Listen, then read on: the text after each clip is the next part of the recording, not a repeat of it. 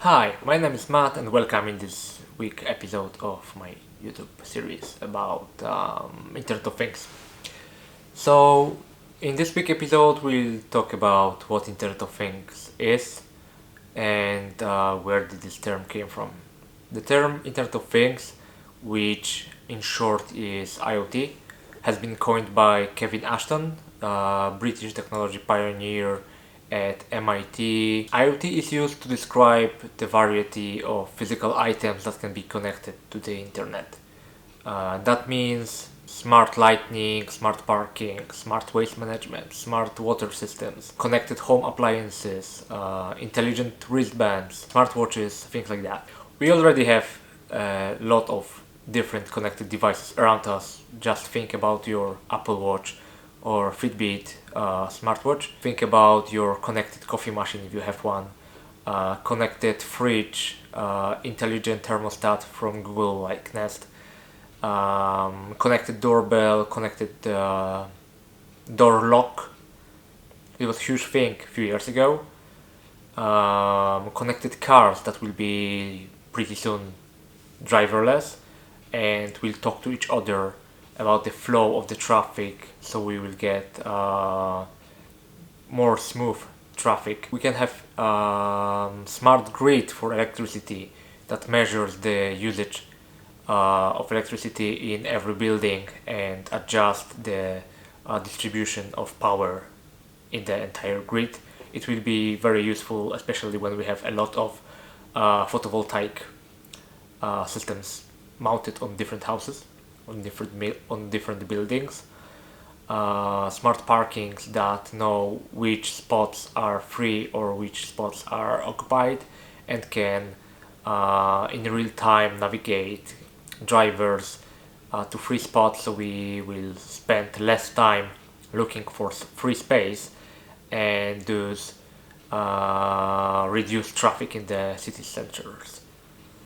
It's also smart lighting systems for parks and streets that adjust the level of the light depending on how dark the night is and on the level of traffic of pedestrians on sidewalks. So if there is no pedestrian there, then the light can be dimmed, so we will save a lot of electricity.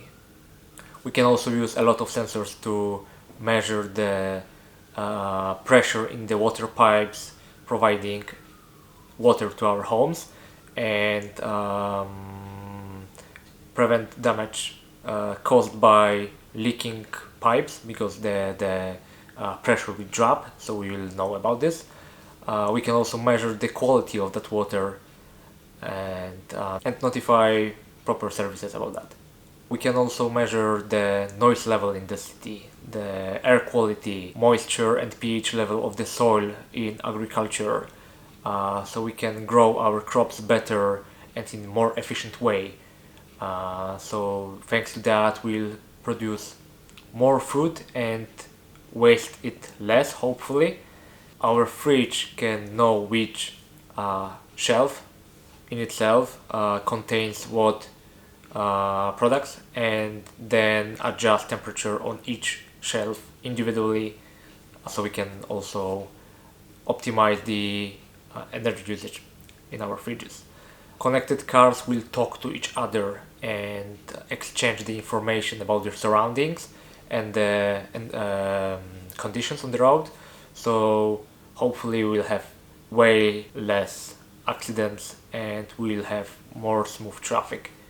There's also smart waste management that works like intelligently planned routes for garbage collecting trucks based on the level of waste in different containers, not based on pre-scheduled routes.